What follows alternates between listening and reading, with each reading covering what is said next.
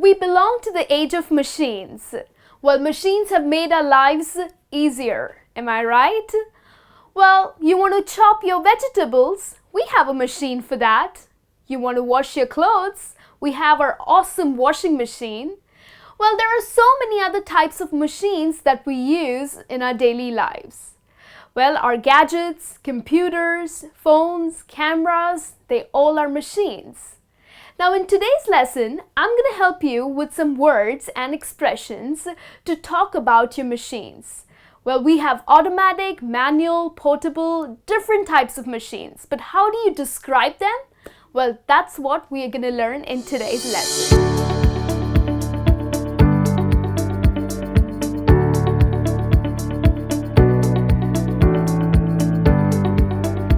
Hey friends, you're with me Niharika and welcome back to a new lesson. Well, today we are going to look at some words and expressions that would help you to describe the machines that you use. Well, you need to help me with the list of machines that you use. I'm sure there are way too many. So how do you talk about them? Well, let's have a look. Well, we have all singing, all dancing. Now, when you say that, oh, this machine is absolutely all singing, all dancing, it means that it has various impressive features.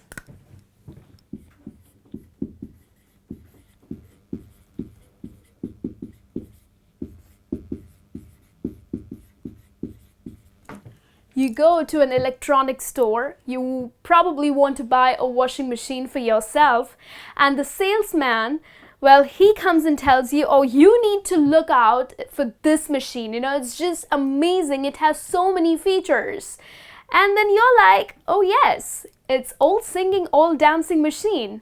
I think I should buy this one, right? So if a machine has too many impressive features, this is the expression that you can use, okay? Moving on to the second word that I have for you, which is high performance. Well, a machine that works really fast and is very effective and powerful.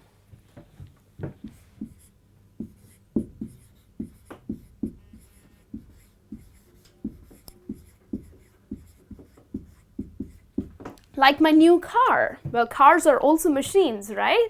My new car showcases high performance.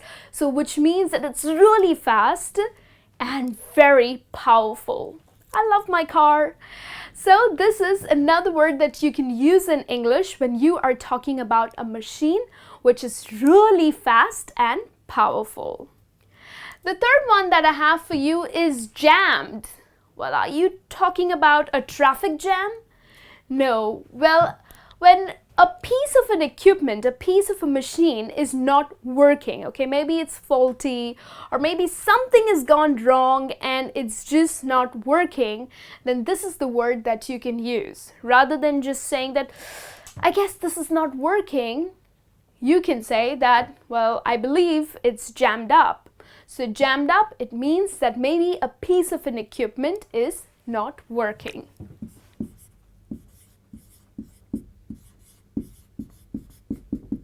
Like it is out of order, okay? The next one, souped up. Okay, you buy something for yourself and you have a lot of technical knowledge. You try to make that machine more powerful, more effective, and really fast. So which means that you soup it up, okay? For example, you buy a car and you modify that car. You probably put different huge wheels on it, which makes it very powerful. So you can say, oh, look at this new car of mine, I have souped up. So souped up, it means that you have made something very powerful and very effective.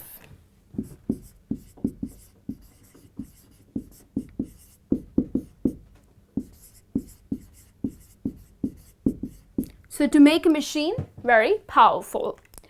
Moving on to the next one, which is user-friendly.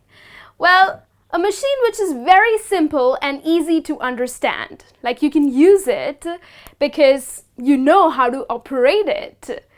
At times, we end up buying different types of gadgets, like probably your tablet, your phone, or cameras. And you're just not comfortable operating it. Well, the reason because you think it's not friendly enough. It takes way too long to just understand the machine in order to how to use it. So, if you buy a phone and you just get the hang of it, you would say that, oh wow, this phone is so user-friendly. So it's because you have understood it, okay? It's very easy to use, and hence you're using this word in English, okay? So something which is really simple or easy to understand.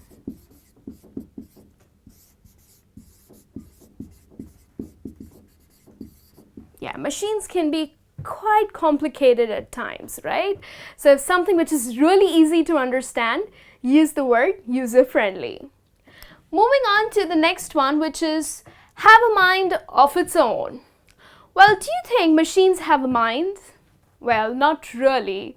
Well, we are the ones who control the machines, right? But at times, machines just act in a very funny manner.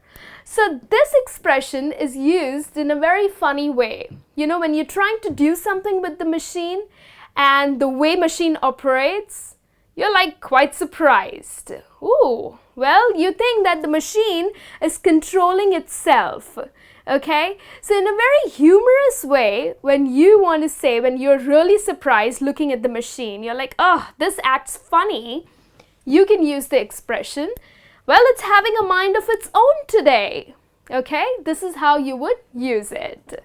So when you think that the machine is controlling itself,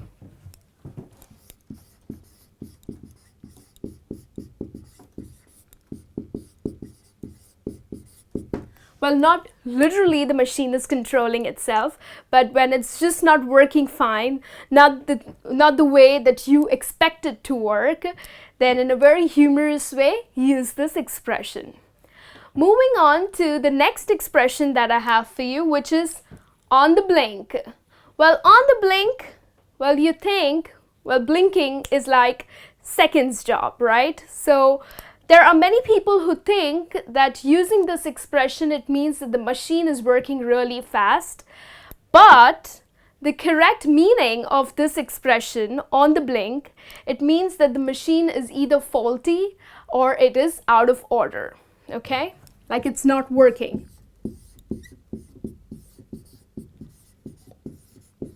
So many English learners do get confused with this expression, like on the blink, they think that the machine is way too fast, but not really. On the blink, it means that the machine is out of order. There's something wrong with the machine.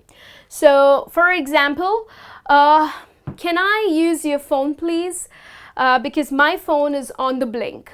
So, which actually means it's because my phone is not working. So, can I borrow your phone to make a call? Okay, that's how you need to use this expression. And then the last expression that I have for you is at the touch of a button. Yes, we have so many things that make our lives easier because we can do something at the touch of a button.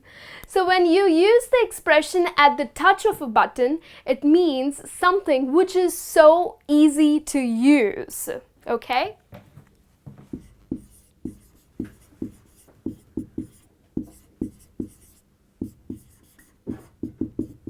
And it is really quick, okay? For example, you need to check out my new grinder. Well, it's absolutely at the touch of a button, which means that it's really easy to use and it is so quick, it's just so fast. Okay, so this is a very positive way of describing a machine that you have recently bought.